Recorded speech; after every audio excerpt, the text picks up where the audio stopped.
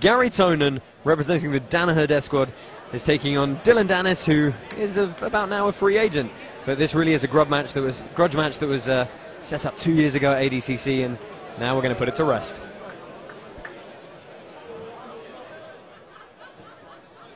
The main event. Fighting out of New York City. He is a Pan American gi and no gi champion and Abu Dhabi World Pro champion. A gi and no gi world champion. Weighing 83.9 kilos and representing Drysdale Jiu Jitsu. Ladies and gentlemen, Dillon Dannis.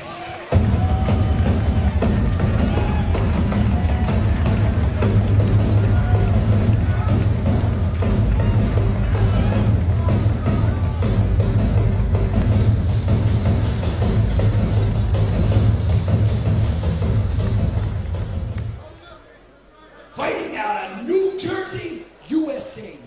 He's a Pan American no-gi champion, a multiple EBI champion, a multiple winner and legend here in Polaris, weighing 80.2 kilos and representing Danaher Death Squad. Ladies and gentlemen, Gary the Lion Killer Tonon.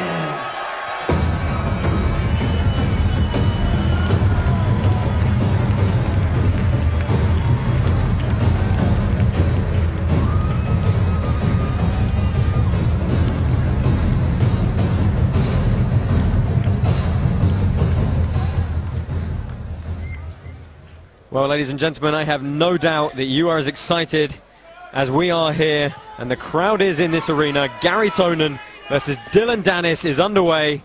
81.6 kilo no-gi match. Absolutely no love lost between these two. Josh Palmer, Tom Barlow, Nick Osipchek calling all the action here from Polaris 5.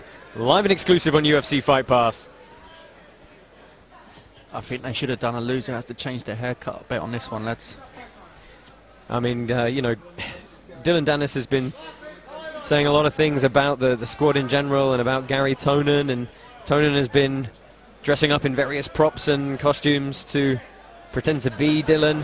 Even went and got a henna tattoo yesterday on his arm for the weigh-ins.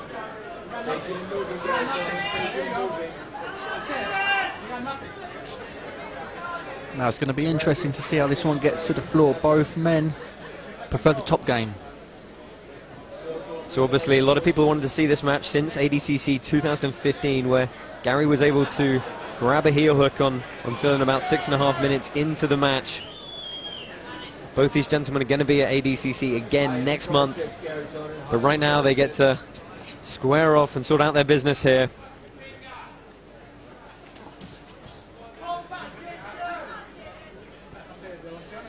Both these guys still incredibly young as well. Oh, Gary looking for that scissor entry. Tonon 25, Dannis 24.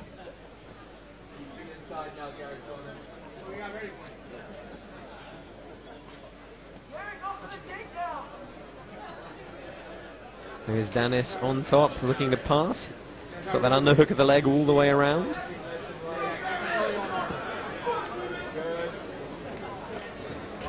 Dannis, the self-proclaimed most controversial figure in the sport, thriving off of the notoriety.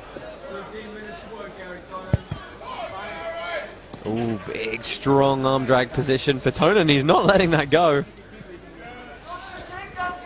The interesting thing about Tonon's... Oh, tries the arm drag to the inside trip.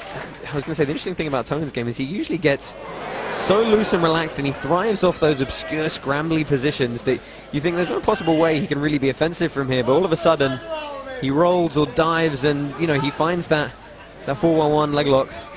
Yeah, such loose style of jiu-jitsu. It really allows him to roll through different techniques, and it's really a product of the submission only game, where, you know, points are not a concern. You don't really have to worry about if someone passes. You can just regard, and he drops. Tonon does have excellent wrestling. I mean, we've seen it time and time again. Not afraid to really wrestle his way into positions. I mean, this is a guy who went toe-to-toe with Husma Palhares here on this show. What an epic matchup that was. If you haven't seen it, you've got to watch the replay. Yeah, and in their previous match in the ADCC, Tonon was able to take Dannis down a number of times, I think. Gary showing his right hip as though he's going to try and hit that kind of Basami leg entry. Dannis matching him hip for hip. Been a tough competition year for Dillon Dannis since he split from Marcelo Garcia Academy. Lost both his opening round matches at Worlds. And obviously he had that tough match against Jake Shields on another submission-only show, losing in overtime. But I mean, looked very good when we saw him at Polaris 4, tail end of last year, beat Jackson Souza by inside heel hook.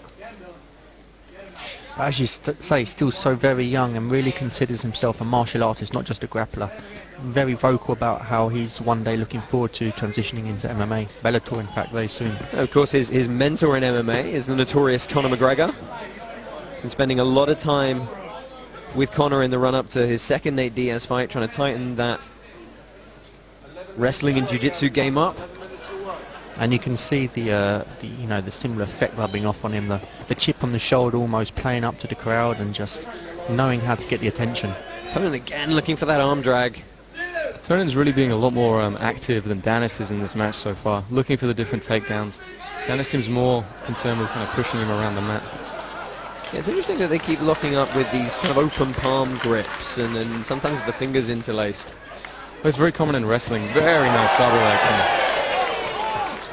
What a great spool as well by Dannis. Tonon quickly rolling, looking for an attack. Yeah, I honestly thought Dannis was going to complete that takedown, but Tonon was going to complete that takedown, but Dannis able to get his hips engaged at the last moment. Knee in the middle here. Oh, and a good bite of the heel for Gary Tonon. Just getting dragged across the mat by Dillon Dannis.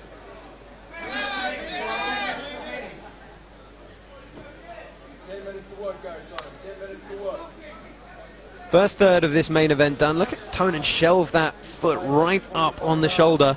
Such a tight grip. He's going to use it to try and haul himself down onto the kneecap. Switching to the top leg now. Dannis manages to clear the knees as he rolls his hips out. I was going to say we should just find a reset position here. But Tonon in standing open guard with a grip on the legs. Yeah, it's a good position for Tonon. He can start working to attack those legs. Oh, and he just lets Dannis sit into his Ashigarami. Both legs controlled now for Dannis. See if we see a transition to the other leg. Can't see what Tonon is doing from our angle to re-pummel here.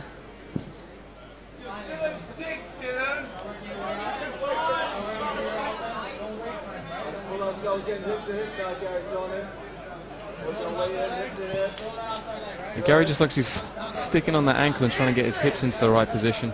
Dannis was able just to free himself up and escape. I was really impressed a few moments ago with the control Tonon was able to get on the heel, and really at the end of that leg he propped it up on the shoulder, pinched his shoulder and his neck in, and really was able to get a great deal of grip from that position.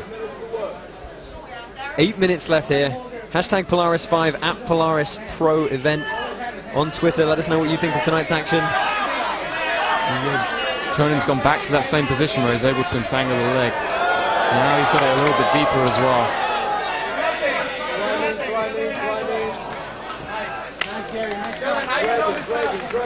Dillon very comfortable throughout all of that, but it's still warning signs. Can't get too complacent. Dillon seems very just comfortable just to keep defending, not expose himself to anything. Well, Manchikara in the corner of Dillon Dannis, calling for him to put Tonon on the defensive, engage some of his passing ability. Oh, good attempt at the back. Tonon is not free of this yet.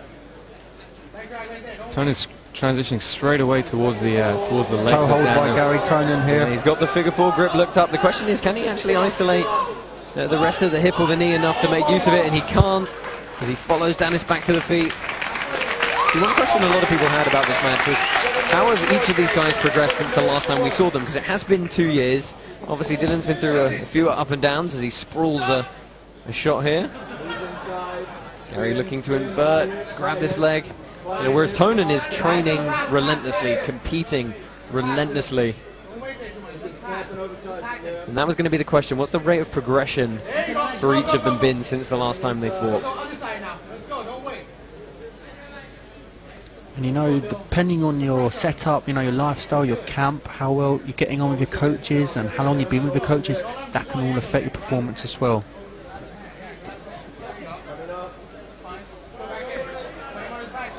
Yeah, the longer the fight progresses, the more slippery this is going to become for Tonon to get a really good bite on the knee.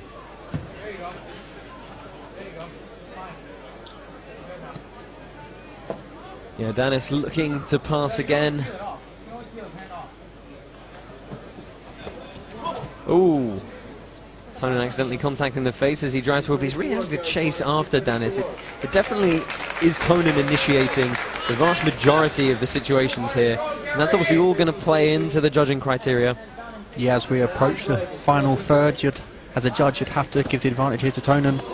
Yeah, our 3 judges, Matt side tonight, Dave Enuma, Dan Hardy and Mark Goddard, all going to be making the determinations should this match go the distance. Something we've seen from Tonon before, the flying triangle attempts. Yeah, Tonon's definitely been the aggressor in all of these situations. Well, this is Dannis. Looking, you see how Tonon just drives the leg away.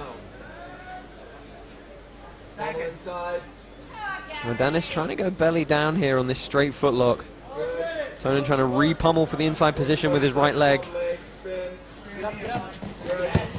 And you see just how, again, how he has to chase Dannis across the mat. We're going to reset in the middle.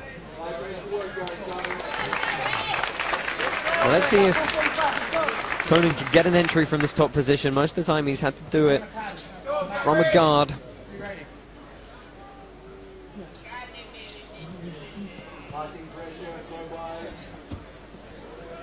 Danaher calling for passing pressure and throw buys for the legs.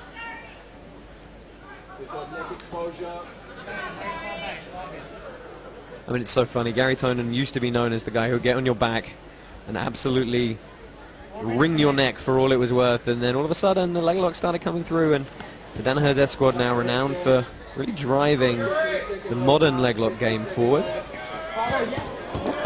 Oh, Tonon having to follow him up, just not able to keep the control right up on the hip.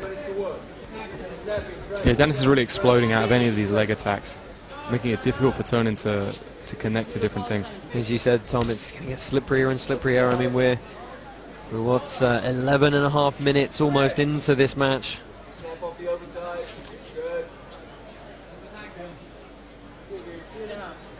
Dannis really with a nullification game, but he shucks to the back. He looks to try and chain this pass together. See how immediately he disengages, keeps his hips back, hides his feet.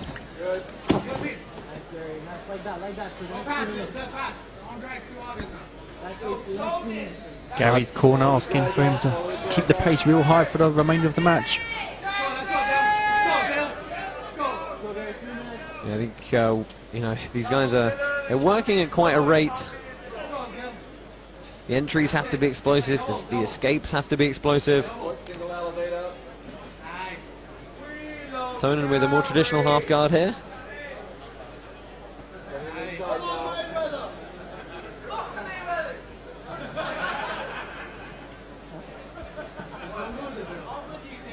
Tonon coming in off a recent win against Shinya Aoki, who was here cornering earlier tonight on Polaris 5. Yeah, Shinya Aoki's actually definitely made an effort to put himself on Matt's side to watch this one. Oh, look at that lever with the elbow. Dannis immediately disengages, frames away, takes a quick look at the clock. Tonon trying to shoot, but looks like Dannis is waiting for him to shoot and then trying to wrap up the neck. Similar to what we saw in the Strauss Shields fight earlier. Yeah, you're right, Tom, but as we saw, it's often not enough. It's not enough to rely on as your A game plan. Well, they're starting to talk to each other a little bit, just in terms of mannerisms. Tonon shoots clean from the outside.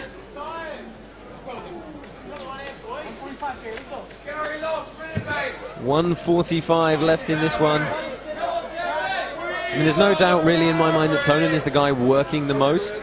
You know, his work rate's been phenomenal, but just can't seem to get a purchase on Dannis at any point.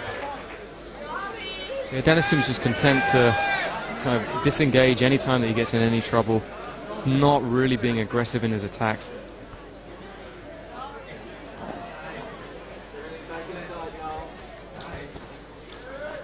Got to be honest with you guys, I thought we were going to see a little bit more emotion on display here tonight, a little bit more, you know, desire to really go after it. Well, it's interesting. I mean, you know, neither of these guys is outwardly showing any animosity for the other particularly, are they? But we know it exists. Tonon's going to look to jump in here. You can see Dannis moving his hips as far away as he can. Oh, nice sweep single. Good takedown for Gary Tonon. That's all points on the judges' scorecards. 40 seconds left here. See if he steps over for that far leg.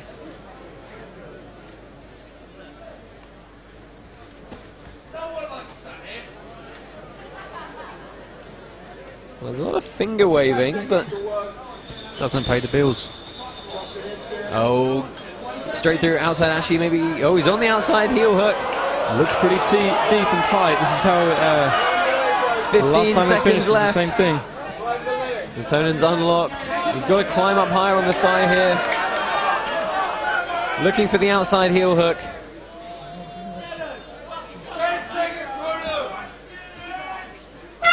And time expires here. Gary Tonon and Dillon Dannis go the distance. Good pace throughout. But really, the story of that match, Gary Tonon, with a respectful bow at the end, driving forward repeatedly. Let's take a look at some of the replays here. Again, you can see just Tonon using interesting attacks, just continually working forwards. He was really the more aggressive throughout the whole fight, trying to catch Dannis and trying to keep hold of him. I think Dannis is going to be a little bit disappointed with his own performance tonight. He didn't really leave it all on the mats. Could have taken a little bit more risks and, you know, put the extra 5–10% in. Yeah, indeed. Really, it was always Tonon that had the best attacks throughout this whole match, particularly at the end when he got deep on that knee finally. There's just not quite enough time to finish it. Dillon engaging with the audience here.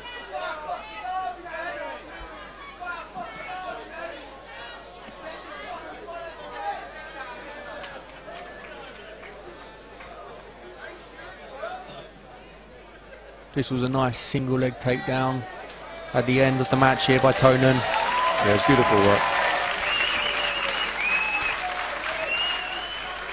Okay, let's go over to referee Nick Brooks to make it official and hear from Josh Palmer speaking to the two contestants.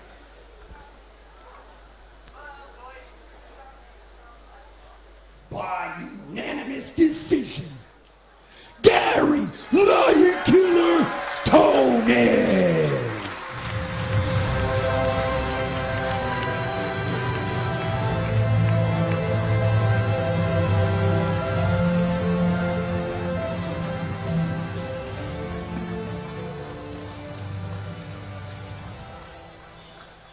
We're here with our winner, Gary Tonon.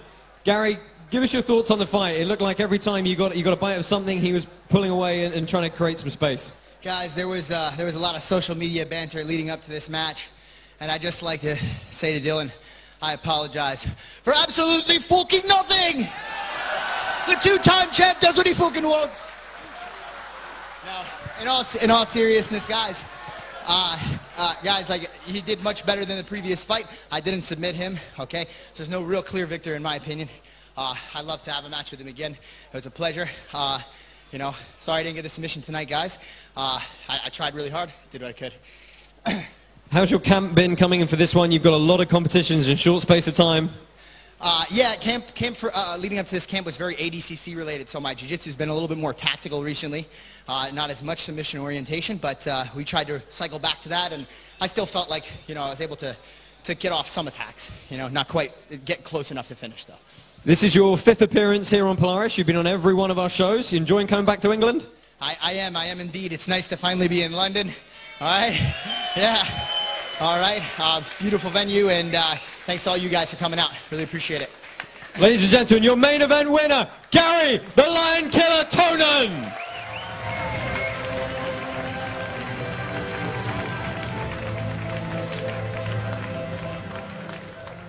Here with our runner-up, Dillon Dannis. Dillon, run up to this match, a lot of back and forth. You called the guys one-trick ponies. What do you want to say after this this match? I don't think there's anything to say. You know, he beat me fair and square, and that's it. He's a really good grappler, man, and he did what he had to do.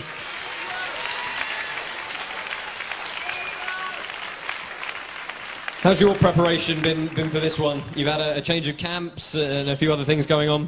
Well, everything was good. It was 100%, and you know what? I just got to fix the mistakes that I made and then come back stronger. Was there anything different coming at you from the last time you guys fought? No, I know what he's good at. I know what he does, and you know, the first time I just fucked up. You know, this time I was more aware of all his submissions and stuff, and I felt fine in there. You know, I would like to do it no time limit match. Ladies and gentlemen, Dillon Dannis.